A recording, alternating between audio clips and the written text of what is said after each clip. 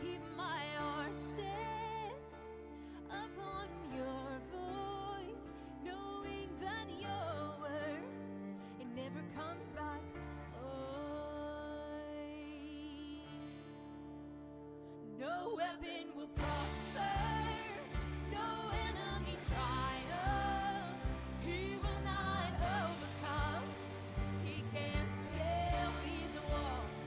Injustice will not win, hell's gates will not prevail.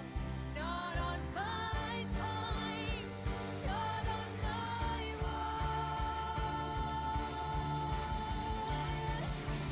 I am a watchman, and I take my place. But as I wait, I will keep the faith. 'Cause I am a watchman, and I stand my ground. But if I never see it, I will stay the course.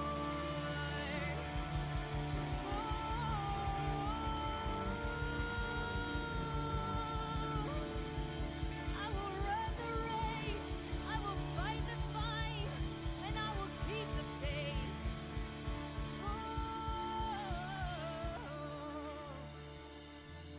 I keep my eyes fixed on you.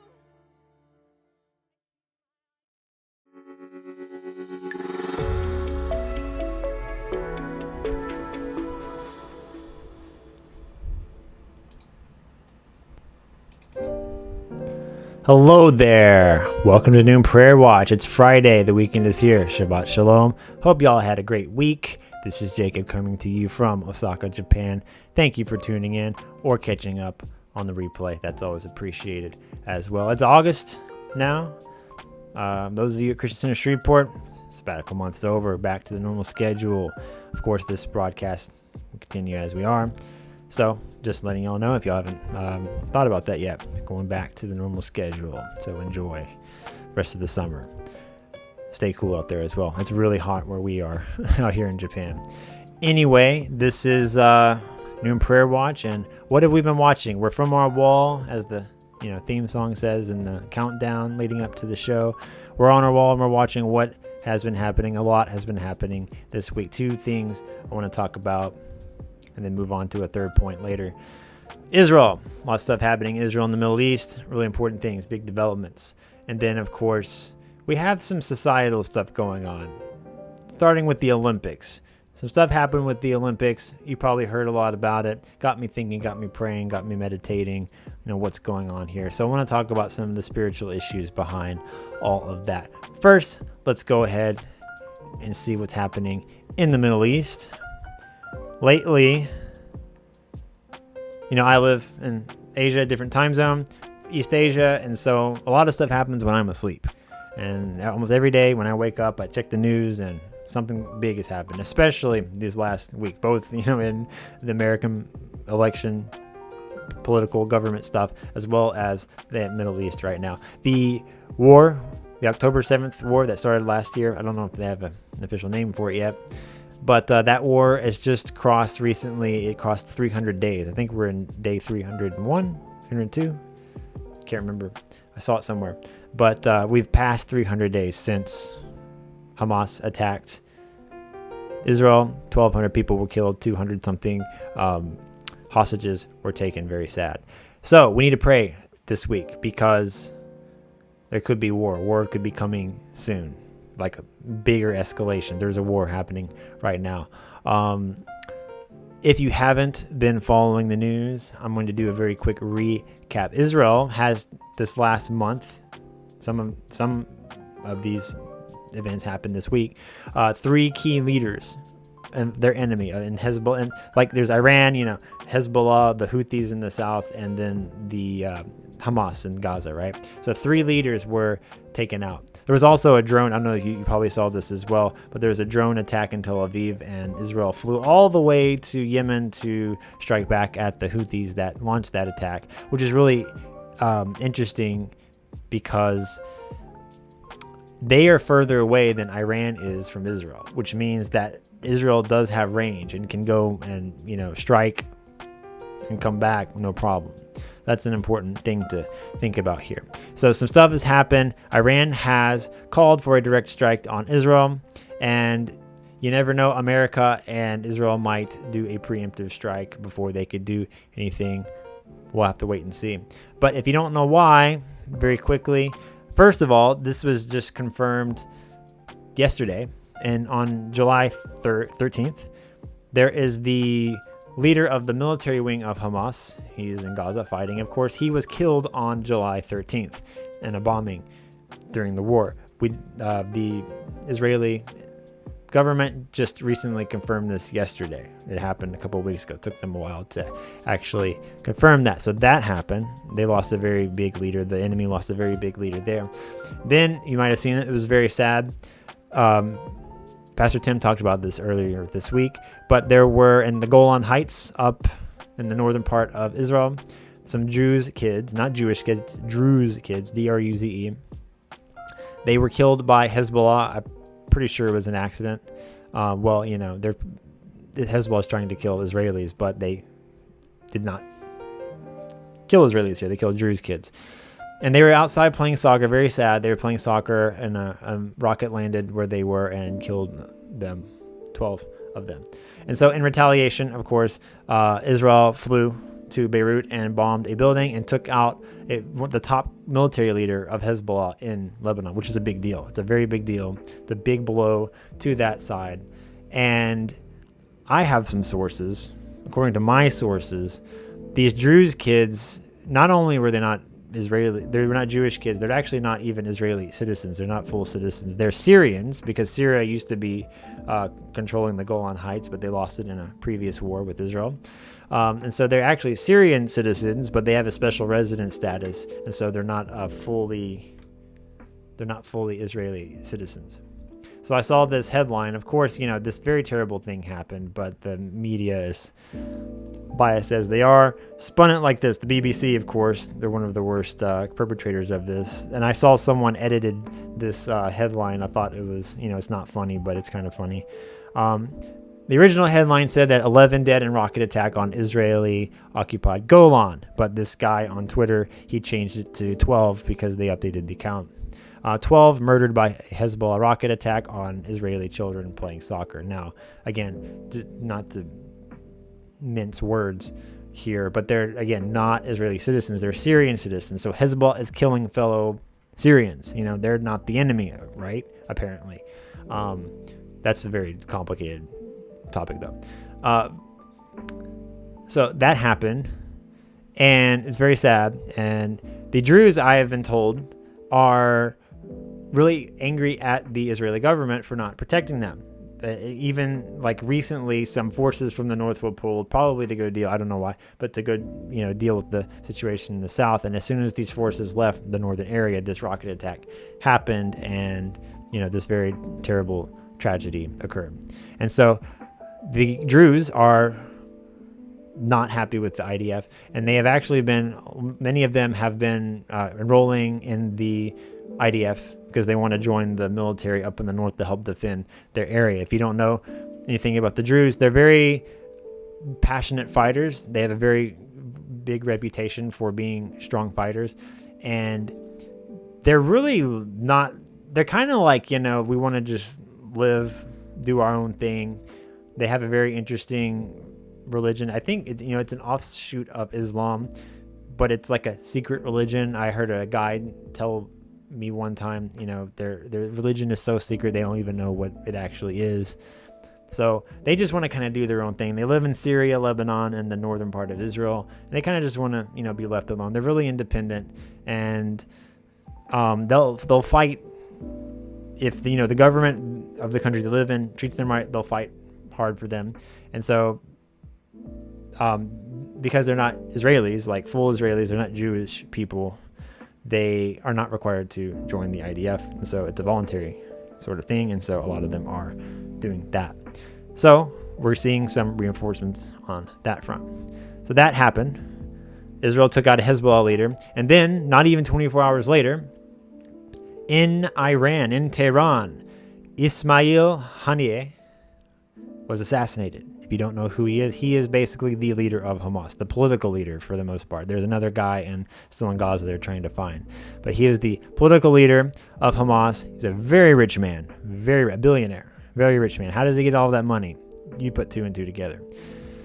Where's that money going to go now, He's a very rich man. He was assassinated in Tehran. They were inaugurating the new president of Tehran, and so all of their leaders and friends were coming to meet and be there for that. And so what's interesting is Israel killed the Hezbollah guy in Beirut, and they said, we did this. They not trying to hide it, nothing. But they said also that we were not flying anywhere else. We did not launch any other missiles anywhere else in the Middle East. Basically, indirectly saying we didn't kill him. Now, did they? Did they not? It's a big question mark. Of course, they're being blamed for it. Everybody thinks they did it. They probably did do it, but we're not 100% sure. Ismail Haniyeh was staying in a very secure house run by the Iranian Republican Guard Corps, and a very secure house in a rich neighborhood in Tehran. And the initial report was that somebody from a different building launched a missile into the room and killed this leader of Hamas and his bodyguard. But it seems like that didn't really happen. That was according to the Iranian sources. Some people thought, Israel launched a missile from outside of the country, but Iran has some pretty effective air defenses, so that probably didn't happen. The New York Times wrote a piece saying that it was actually a bomb planted in the room. And some of the sources in this piece said that the bomb was planted many months ago. So there was a lot of planning involved with all of this. They knew this inauguration was going to take place. They also knew this guy, Haniyeh, stayed in this room before. And so how was he assassinated? Seems like a bomb was planted and then someone remotely detonated it. Israel, of course, is being blamed, but it could be an inside job. I've seen some speculation saying that. I don't know if this is true. It could be an inside job. A lot of people are dissatisfied with the war with Gaza and Israel right now, particularly people probably in Gaza. This is not going very well for them. There's Hamas, you probably already know, but there's another smaller, more extremist group called Islamic Jihad. And that group's leader was staying next door to this guy. And so some people have been speculating that maybe it was an inside job. They told somebody where he would be. But, that guy, of course, he survived, no problem. Because so the bomb only affected that room, those two guys that ran. So regardless, did Israel do it? Did they not do it? They have no issue letting their enemies thinking they are capable of doing such things.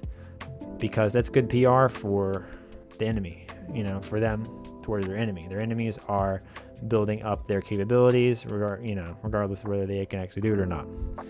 So that helps them in their fight against evil. Okay, so we need to pray for Israel.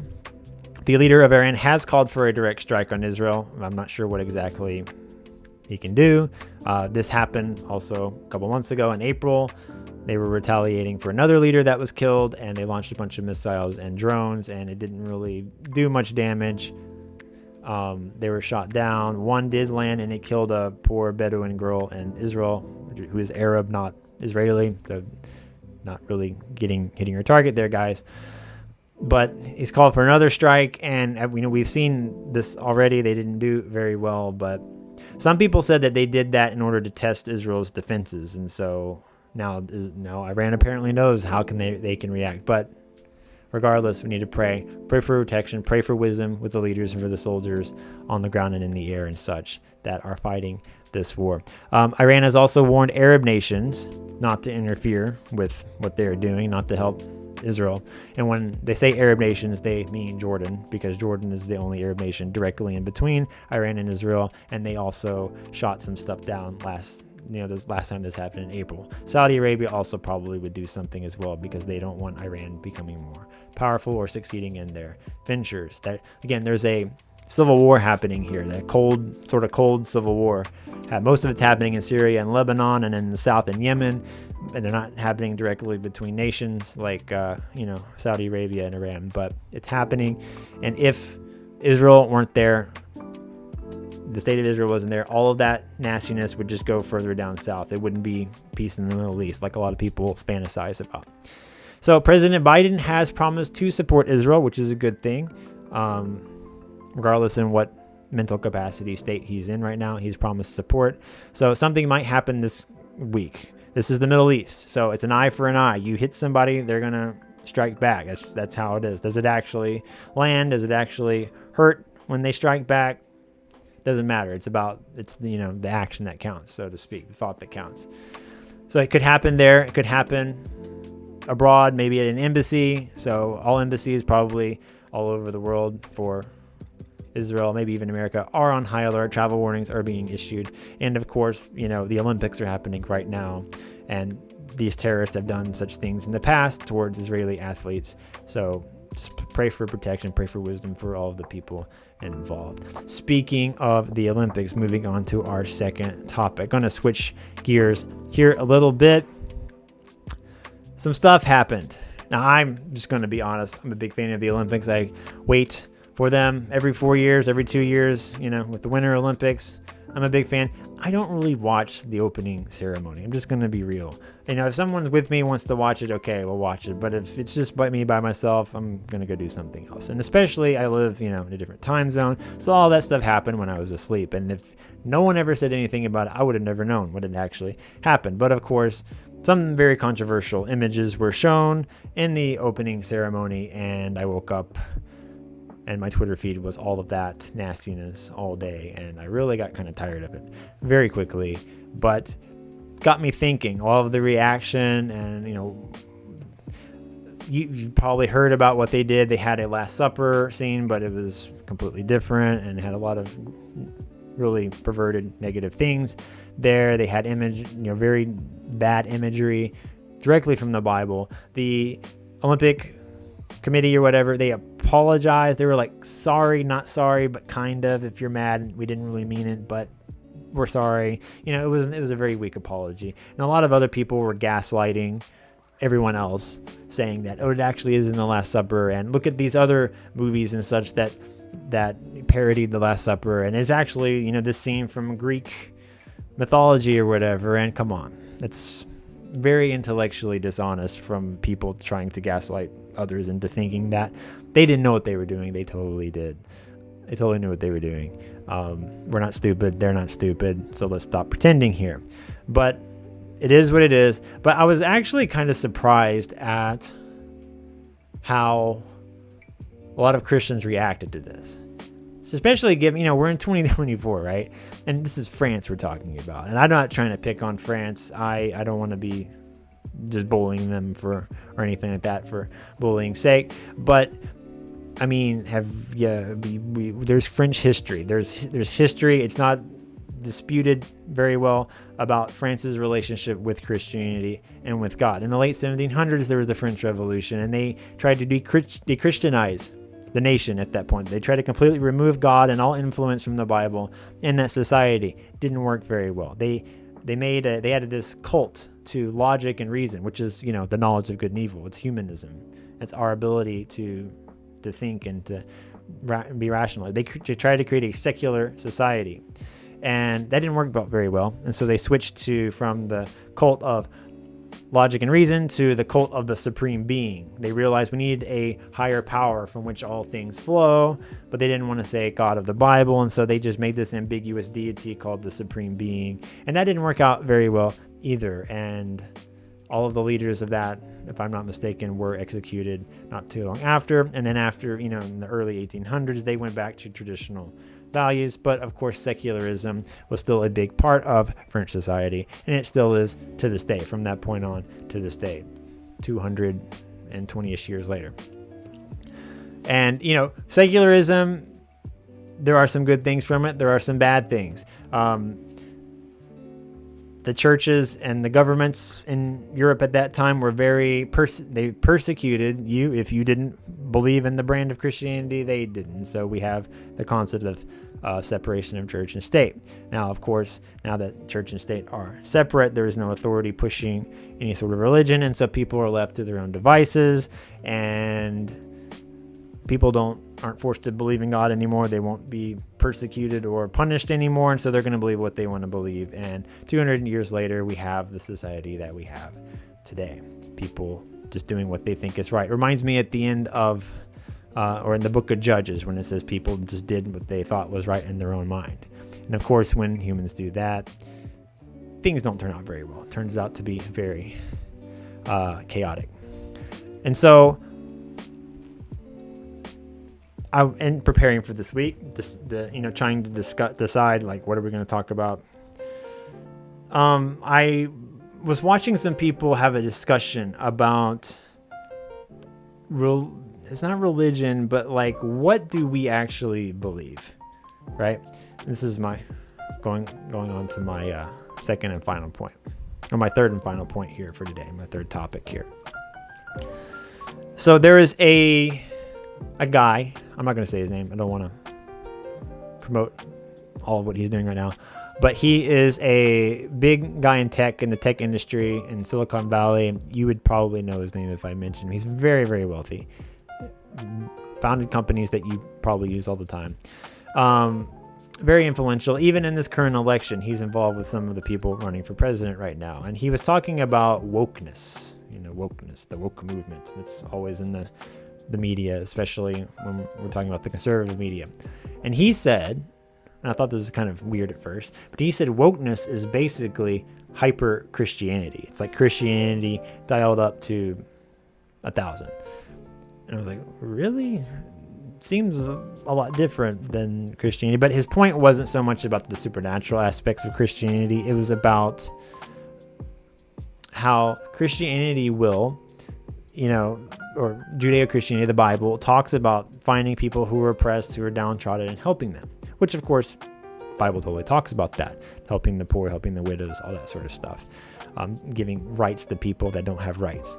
It talks about all that. It's a very good thing. Of course, it's only a partial following of what the scripture says. It kind of ignores a lot of other things, a lot of other sins, the whole supernatural aspect of God and all that sort of stuff. And so, if it doesn't ignore God, it will redefine God.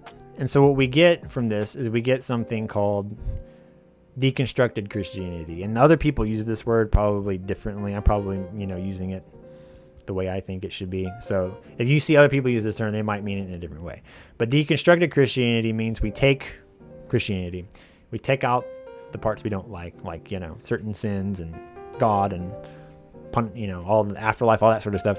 That's gone. We don't like that. But we keep some of the ethics and the morals and all that kind of stuff. Because we realize people, and I'm talking about the general we, not Christians or whatever, the general we. Humans, we realize that religion, that these rules bring order to our chaotic nature. Whether we directly acknowledge that or indirectly acknowledge that. Western society, especially America, was built on Judeo-Christian values about treating everyone equal. Everybody's a human. We're all equal. We're all born equal. We all should have rights. We all, should be able to pursue the life that we want to live. Okay? That's built from the Bible. The Bible talks about these things. And the people that founded America knew that, but they also actually believed. A lot of them did. I don't know if every single founding father did, but a lot of them actually believed in what the word actually said. And so that is where it is. And so, when I talk to atheists and when I listen to what they're saying, it always baffles me because they have a sense of right and wrong. They identify this is good and this is bad. Obviously, their identification leaves much to be desired. They have some problems there, but they have this desire to fight against evil. Well, not what they call evil may not actually be evil. What they call good might not actually be good, but they have this desire to fight rather than just to live a hedonistic life of pleasure unto themselves. They're doing the right thing. They are searching for bad things. They are searching for chaos to bring order to, but the problem is they base it on their own judgment and not what the Lord says, what the word says. So that's where we're at today. And that's where, especially when we're talking about this Olympic ceremony and what it's promoting, that's where a lot of this is coming from. It is a deconstruct, rather than necessarily like a completely ignoring the Bible, it's perverting it. It's taking it, it's ripping it apart and taking out the parts it likes in order to have a purpose. And the problem is a lot of people don't have purpose, and society has kind of lost its purpose, which I'll get into a little bit later here. Okay, so here's the thing.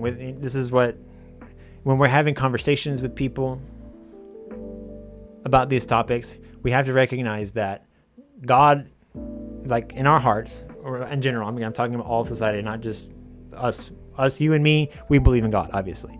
So for society, either God is God or humans are God. Whether you worship a different, religion, a different God, an idol, a man, all of that stuff is man-made, right? All that stuff is man-made. There is God, and then there is us and what we create. And so we either let him be God, or society worships something that they make, right? So the point is that God is key. We can't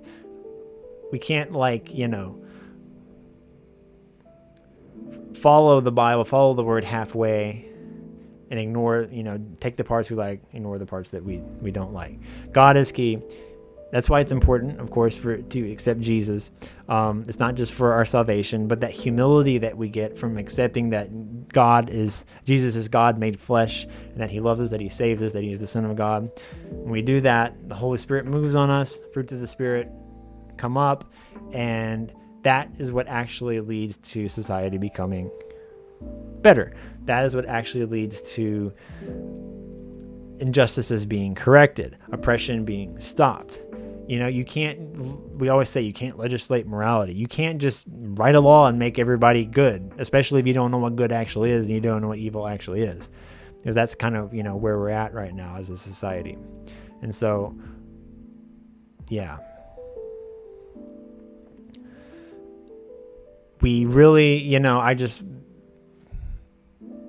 preaching to the choir here, I know this, but we really don't know how to love anymore as a society. The Bible, of course, tells us what love is, gives us a lot of definitions and ways to recognize that things like, you lay your life down for each other, for other people. 1 Corinthians 13, of course, talks all about that, how it's patient, how it's kind, all these sorts of things. And so I see people in society, especially on the left, when we're talking about wokeness here, they talk about love and hate. I love everybody, no matter, I accept you for who you are, and I hate people that there is no hate with true love. If you love these people and accept them, and you hate these people because you disagree with them, you don't actually have love, obviously. So it's a false love.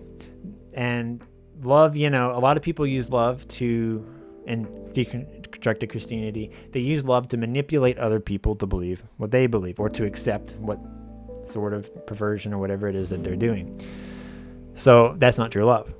Love also uses other groups, exploited groups even, as pawns to further agendas.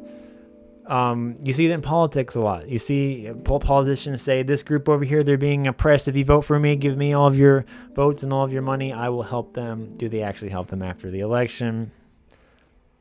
No. But they say they will. And you see this a lot with Israel and the Palestinian conflict right now. A lot of people that don't agree with the way Palestinians live, the way their religion runs their societies, completely incompatible. They use them to further their agenda, the wokeness agenda, the critical theory agenda that they push.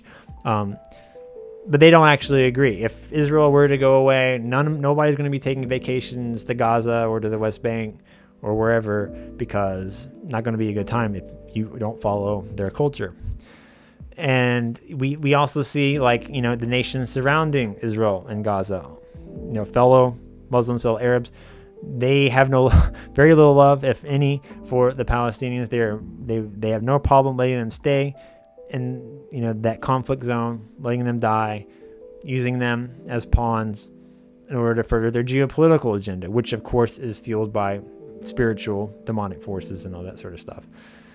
So that's really what's obviously going on behind the scenes here.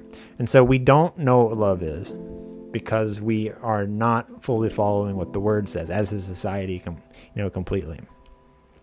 And that even people that you might agree with, conservative people or whatever that you might agree with, I'm not seeing them also taking the right steps and responding to a lot of the perversion and the bad things, like in the Olympic opening ceremony that we see. I'm not seeing effective communication from people who might agree with our point of view, and that needs to change.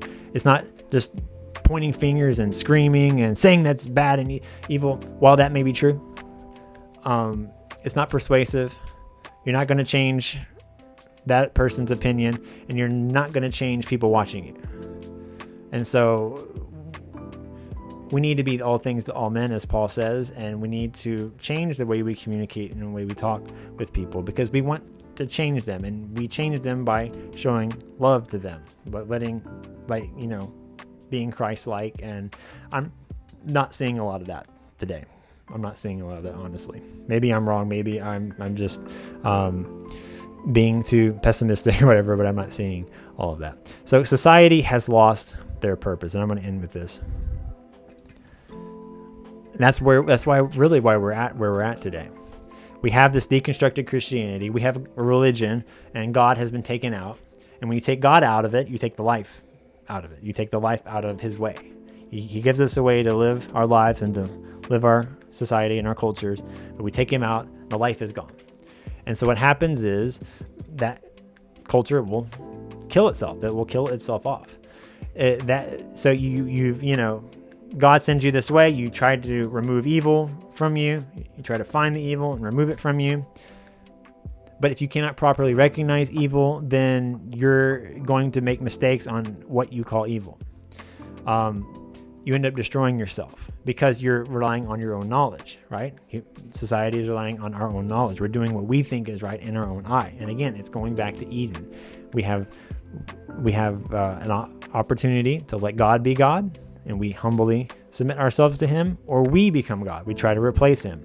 We will fail, but he lets us do it anyway because he gives us autonomy to do such things. And so we don't have a life. Society, in general, doesn't have a life, doesn't have a purpose. They make up problems to fix.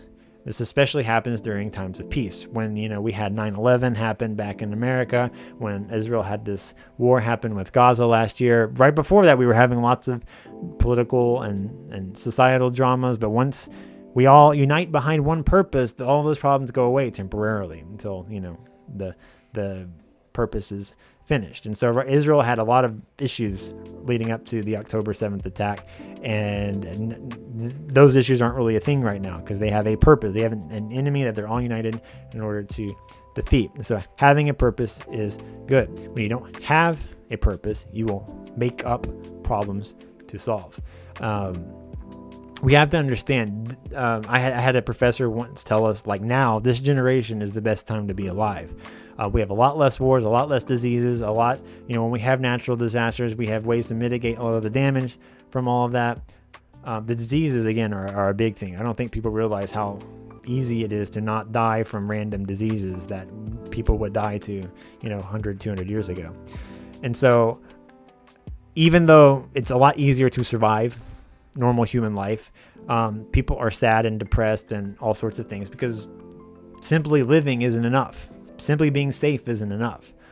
And we need a purpose, obviously. So we don't have one. Society doesn't have one. They search for one. And a lot of this stuff with the gender and sexual orientation conversation that we've seen in the Olympic ceremony that was there, that's one issue that people are making up right now because, again, they need to have some sort of evil, some sort of problem to solve. Okay, they search for these things. They need somebody to be bad because they don't believe in, the spiritual world anymore. And they find people they disagree with and they say, you're the bad guy. And then they fight against that. Because God, created us. We are his image. He created us to bring order to chaos. So I'm going to say one more thing, then I'm going to wrap it up. And here's an observation that I've made recently. I thought was really interesting. because I have hope. Like, you can get really depressed, you can get pessimistic about what's happening, but I have hope because I think what God's doing. He's letting us humans make mistakes, figure these things out, and we're coming to realize, even people who aren't like strong believers, they're coming to realize that this isn't working out. So one thing that I've seen, the word, it teaches, of course, that all men have sinned and we've all sinned and fallen short of the glory of God. But it also gives us hope, obviously. It says that through Christ Jesus, he will save us, he will help us, he'll help us resist sin, he'll help us overcome that evil within us, and things will be good, right? So the word gives us a problem and a solution to the human condition that we are trying to work through right now. Okay. And so what we're seeing, especially right now, society is saying that we're not fallen. We don't have sin. What you do, the way you are, we can just accept the way it is, and it's okay. And that's contrary to scripture. And so what we're seeing now is, again, people don't have any way to determine what good and evil is, and so they're relying on their own intuition. So you have, it reminds me of what Isaiah said in Isaiah chapter 50 verse 20. He says, woe to those who call good evil and evil good, who put darkness for light and light for darkness, who put bitter for sweet and sweet for bitter. So you see them doing that when it comes to normal society. But what's interesting is what I've found. I'm a big movie fan. I like watching movies and TV shows and such. Stories. I love stories, What I'm seeing now, especially in the last 20 years, we have society saying everybody's good, it's okay, right? But then when it comes to stories and our entertainment, we have, stories are generally the good guy and the bad guy, and they fight and the bad guy wins, right?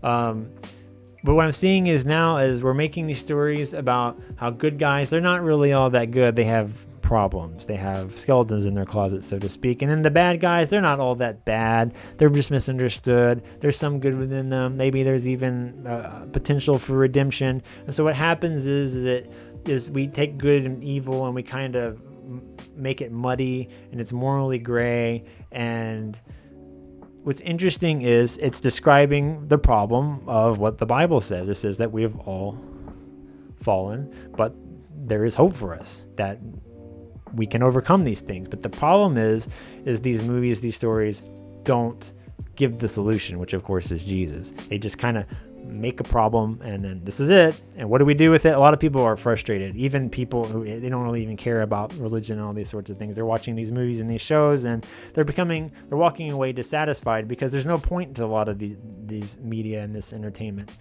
because deep down inside, we want to overcome this evil. Like God is pushing humanity to overcome this evil. But the only way to do that, of course, is through Jesus. We can't do it by ourselves. That is why when we talk about cultural purpose, the kingdom is obviously important. That's why we got to keep talking about that. It isn't just practicing the old time religion. We got to address the problems in our societies, in our daily lives, the people that we touch and that we interact every day, being Jesus to them, being love to them, helping them with their issues, and building up from there to our cities, to our states, to our countries, and to the world. So kingdom is a great purpose for a society to have. But when we follow the word, we follow the Lord, we're doing the right thing. We're finding things to fix and to create. We're bringing order to chaos. But we have guardrails. We have boundaries, right? Especially when it comes to interpersonal communication and dealing with other people, having patience with other people. That's really what's missing from this deconstructed Christianity. We have no grace. We have no patience with other people. You have to accept everybody for how they are, no matter what they're doing. And if you even, criticize or whatever, you're bad, and that's not love. That's a false love. And we talked about that earlier. But I'm talking about all these issues, but I am hopeful. God is moving, and he's going to win. The word is very clear about that. He's going to win. When is it going to happen? When is that victory coming? I don't know. But until the big victory comes, we take small victories every day. As the book of Exodus says, little by little, we take the land. And I see the victories all the time. And so when there is a victory, celebrate it, be thankful for it. More is coming along the way. I hope that encouraged you. It might have been a little bit all over the place, but thank you for listening. If you listened this far, I'm done. I'm finished. So please like, subscribe, share, comment, hit the bell, notification bell. It's a small way you can help this ministry. We really appreciate you guys watching, praying for us, standing with us as we advance the kingdom every single day. Remember to every day bring order to chaos, be Jesus, be light, be salt in the earth, advance the kingdom in any way that you can. Even a small way is